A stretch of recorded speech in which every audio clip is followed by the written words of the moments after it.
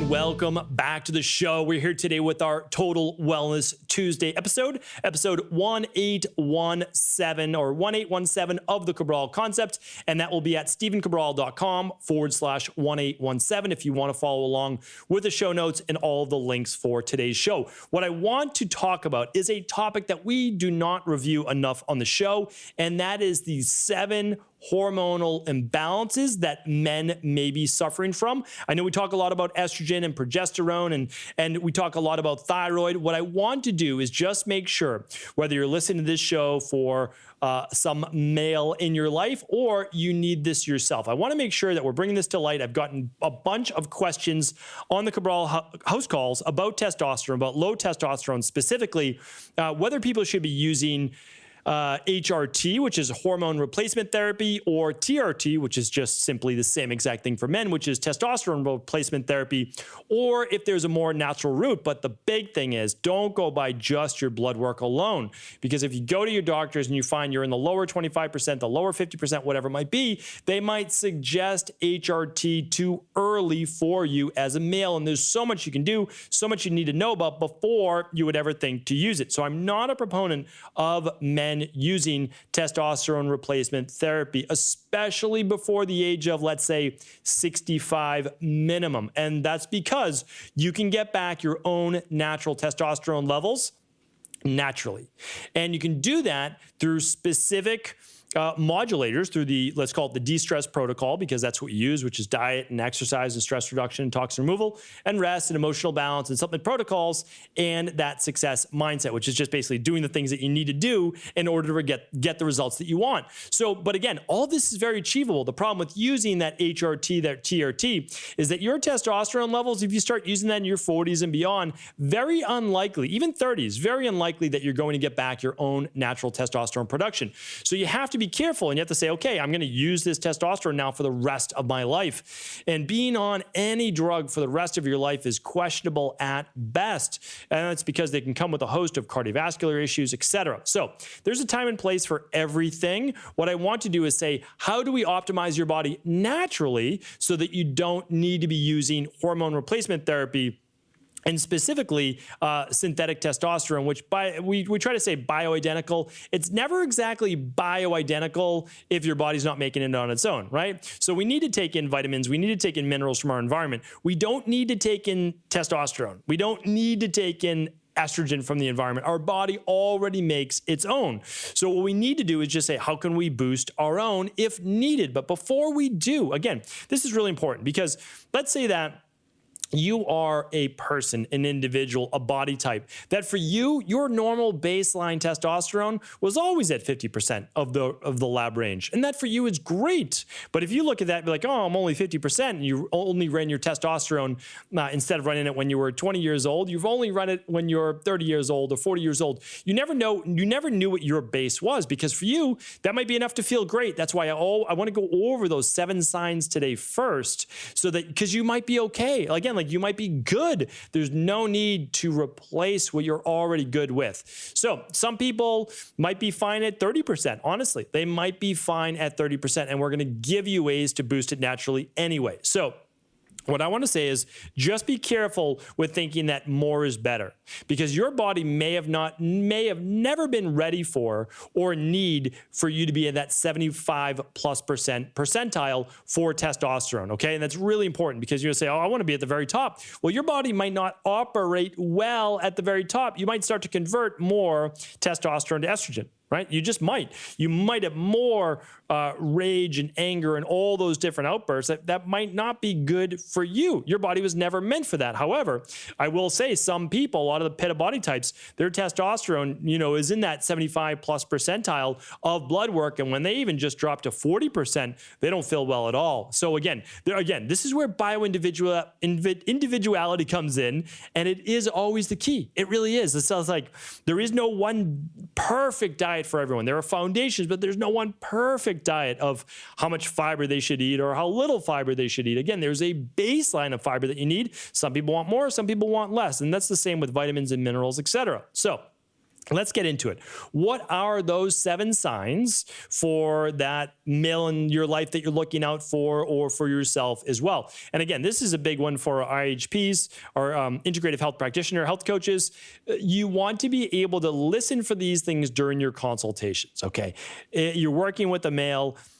Do they exhibit these qualities or these signs? Because if they do, you're going to want to run that hormones, mood, metabolism test. And again, if you don't know what that lab is, you can just go to equa.life/labs, and you can just look up stress hormones, mood, and metabolism. You can run it through EquaLife, or you can run it locally through your functional medicine doctor, naturopathic doctor, IHP. I'm good with it either way, but I need to make sure that you know that you have the option to be able to do this. And it's a simple, at-home, either saliva-only lab test, or you can do the saliva with the blood drop, which is just a finger poke. That's it. And then you get your vitamin D, your thyroid, and your blood sugar. And you need that because if your testosterone is low, you want to make sure you're not having blood sugar dysregularities either. But we'll talk about that in just a moment. So let's go over the 7 signs right now. They're really straightforward. Honestly, they're straightforward. But if you're listening to this and you're thinking about your partner, yourself, and you're checking the boxes, and you're like, hey, I've got 5 of 7 of these, this very likely could be a cortisol and or testosterone issue. So let's check it out. All right. So if you exhibit this first sign, check it off. If not, let's move on to the second. So the first one is this: low or no motivation. So if you are typically low or no motivation, very little get up and go, groggy in the morning, don't really have a lot of interest in life, not a lot of ambition, don't even care about, starting that new project, you could be low in testosterone. Now, it's not the only thing. I always want to qualify this because, again, I'm an integrative health practitioner. I'm a doctor of naturopathy. I'm a bioregulatory practitioner, meaning I don't want to just think in one way. I want to understand this, you could also be low in dopamine. That's true as well. Low in dopamine exhibits those same exact signs. So I don't want to say that. I have a podcast that I did on dopamine. So what I want to do is I want to link up that show here today as well. All right. So if you go to stephencabral.com/1817, we will link up the dopamine show today. I'll link up that lab test, and I'll also link up a neurotransmitter lab test, which is just a simple urine lab test that you can do right at home to look at your serotonin, which is calming, your GABA, which is calming, anti-anxiety based, and then the excitatory is your norepinephrine and your dopamine. Because again, those aren't bad. Everything is in balance, right? Let's say you have a lot of excitatory neurotransmitters, but very little GABA, serotonin. Well, you're going to feel anxious all the time. It's going to be difficult to fall asleep at night. So again, we want to look at these things. Okay, I'll link those up. Let's move on. Low or no motivation. Did you check that off? Yes or no? The second one is low mood, grumpy all the time, more prone towards depression, right? That matters. If you are grumpy, irritable, low mood as moving towards depression, I want you to think about that because that's beyond just low motivation. A lot of people just, maybe they don't have the big drive in life. That's okay. But if you're low mood, low energy, what's going on here? And have you always been like that? And if the answer is no, and it just seems to be building up and increasing over the years, very likely could be low testosterone.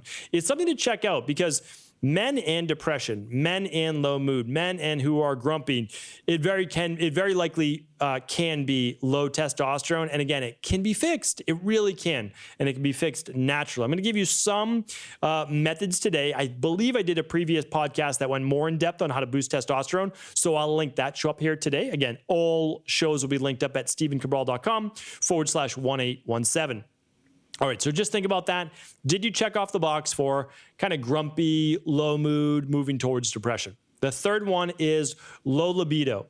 If you are not interested in sex, if you are not interested in your partner as much, whatever it might be, you want to think about that because that can change over time as testosterone levels dip. So just think about this. If you are lower libido, it's not really on your mind. What you want to think about is that because my testosterone is dipping? Now, a lot of people say, well, I'm just really stressed and that's why my libido is low. And that's true. That is absolutely true. And we're going to talk about that towards the end of the show. And that's because as cortisol levels increase, testosterone levels drop. Really important to understand that. Because if you understand that, know the first tip of how to get back your testosterone. All right. So that's number 3. How about number 4? Do you see, as a male, do you see the breast tissue where your pectoral muscles are, do you see that start to grow, especially around the nipple area? Because that is one sign of your testosterone being low and or your testosterone converting to estrogen. So a lot of men, they'll be put on some type of steroid or they'll take steroids illegally, and then all of a sudden they start to see this aromatization or this aromatase happening, which is basically testosterone converted into estrogen. That's an issue. That really is. I talked about this before. My body's very sensitive to soy. Not everybody's body's sensitive to soy. Mine's very sensitive to soy. And way back in the day, I was seeing this practitioner and they had me on a specific diet and it was almost all plant-based. And they said, okay, but you need to keep your muscle on. So we're going to put you on like a lot of soy in your diet. You're going to be using soy milk. You're going to be using soy protein powder. And I said, again, I'm big on committing. And within like 3 or 4 weeks, all of a sudden I was getting inflammation around my pectoral muscles, my nipple area. It was getting red. It was starting to get swollen. I said, something's going on here. Like, this is clearly attributed to this new diet and program that I'm following. Talked to the practitioner. They're like, that shouldn't be happening. But they were honest with it. They were good. They said, hey, let's stop this. Stopped it. It went away within 2 weeks. And again, let's say, okay, well, should we try it again? And I just didn't want to because I had read so much about soy. I was open to it. I was willing to try. It didn't work for me, right? So, but think about that. But soy, you don't get any, there's no food that's higher in estrogen than soy, okay? So that did not work for me. And that created that aromatase that a lot of men can have to deal with if they are converting more testosterone to estrogen or their estrogen levels are raising. So as men take steroids or add HRT to their program, their body, just be careful with that because that can start to increase estrogen levels, and dipping testosterone levels can also add to weight gain around the hips or around the pectoral area under the armpits. Keep that in mind. Look for that. Check off that box if that's happening to you. The next one is this. This now kind of gets into the gym area. If you don't feel as strong as you used to, is it just because you're deconditioned, you haven't been to the gym for a while, or are you going to the gym, are you exercising, are you lifting 2 or 3 times a week, yet you kind of feel like your strength levels are decreasing? Well, over time that can happen with decreased testosterone. Check that box off if you're feeling a lack of strength, if you're feeling a little bit weak when you can lift the same, whether you're able to lift the same weights or you are not able to as to what you've lifted in the past. All right. Now, the next one kind of goes hand in hand. It's a little bit different, but strength and muscle mass don't always go hand in hand. But do you feel yourself declining in muscle mass? Do you feel like the quality of your muscle tissue isn't as strong, isn't as dense, or you're not able to put on muscle like you used to? And that can be a sign of low testosterone in both men and women, because, by the way, women need testosterone as well, just not to the same level as men do. So let's look at it this way. And then again, these levels go for women too. It's not that we're not talking about that. So, but I wanted to focus today on males specifically. So if you are not able to keep the muscle on, or you're specifically losing muscle on your arms and legs, that's the first place to go, by the way. The trunk can maintain more of the mass, but men typically lose muscle mass in their bicep and tricep area and their quads, hamstrings over time. So keep that in mind. Look at that. Is that happening to you, or are you good? Now, the last one is this. Number 7 is this. Difficulty recovering from the same workouts you typically did in the past. If you're not recovering the same way, it can be multifactorial here, right? There's no doubt about it. It can have to do with cortisol levels. It can have to do with DHEA as well, which is part of a precursor to testosterone. It can be due to lack of sleep, poor diet, inflammation in the body. There's no doubt about it. But if those things are happening, and I'll talk about those in just a second, most likely your testosterone is declining as well. So if you're not recovering in the same way, could be declining testosterone levels. So that's why I want you to look at these signs and symptoms real quick. Low motivation, no motivation, lack of ambition. That's number 1. Lower mood, moving towards depression. Grumpy. Lower libido, number 3. Starting to gain weight or body fat or puffiness around the pectoral issue, around the nipples or around the hips. Feeling weaker than you have in the past, not being able to build muscle in the same way, and difficulty recovering from your workouts, right? You feel it more that next day. You don't have the same get up and go. Okay. If you checked off, I would say 2 or 3 of those, we might be moving towards lower testosterone. 4 or 5, there's no doubt about it. And I'll create an assessment most likely on my website at stephencabral.com/assessments in the future for this. I'll add probably another 5 or 6 there as well. But I wanted to give you the top 7 here today. So let's think about this. If that's happening to you, we want to make sure, because you have essentially 2 options then. I mean, you want to make sure you get your levels tested. I definitely recommend the stress hormones, mood, and metabolism test. And again, you can find that at equa.life/labs. That's that simple. You can do it right at home, privacy of your own home, little saliva test, easy, done, right? So, but the thing is this, if your levels are low, you want to know why. And so testosterone, again, there's always a reason why your body's imbalanced, bottom line. So let's look at why testosterone might be beginning to fall. The first one's inflammation, okay? So I have many shows on inflammation. We're not going to go do a deep dive on it today, but I want you to understand, specifically, the testes in the male body are prone to inflammation. And when those specific cells are inflamed, they start to decrease testosterone production. Plain and simple. Like, it's that easy. So are you inflamed? That's the question. Are you dealing with aches and pains? Are you dealing with autoimmune issues? Are you dealing with digestive issues? Are you dealing with viral load or toxicity in your body? If you are, that's the place to start, okay? So we want to look at inflammation. Have you done a functional medicine detox over the last quarter? You want to look at emptying that rain barrel. That's the first start, all right? The second one is, are you exercising? Are you strength training? Because if the answer is no, you're not going to be able to boost testosterone naturally, right? So you need to start strength training 2-3 times a week. Keep a day in between for right now, okay? So that's a big one, because strength training is going to help with growth hormone, and it's going to help with testosterone as well. Natural levels of testosterone. That's why it's both great for men and women, right? The testosterone matches your body. It doesn't overproduce testosterone. That's not going to happen. Normal strength training, 2 to 3 days a week. All right. The next one is this. What do your levels of cortisol look like? If you have high levels, chronically elevated levels of cortisol, it's going to be depleting your levels of testosterone. High levels of cortisol, it's an inverse relationship with fat and DHEA and testosterone. So again, same lab is going to give you the advice as to where you're at right now. The next I would say to you is sleep. If you are going to bed late and rising late, you are missing your opportunity for peak testosterone production in the morning, and you're missing your opportunity to produce more melatonin during the night. Get to bed by 10 o'clock. 11 o'clock at the very, very latest. Make sure that your eyes are shut and not exposed to bright light or any light in your bedroom from the hours of 11 p.m. to 4 a.m. at a minimum, those 5 hours, okay? That's the minimum. Because if you are not, your body's not going to get the proper signals for dopamine, the proper signals for thyroid, the proper signals for testosterone, and the proper signals for cortisol. Meaning cortisol should be quiet from 9 o'clock till about 4 o'clock in the morning. Thyroid's time should begin to rise in the morning. Melatonin should be high overnight. Testosterone is going to start to peak in the morning, same with DHEA. It's very important to look at how the human body works, how those hormones work.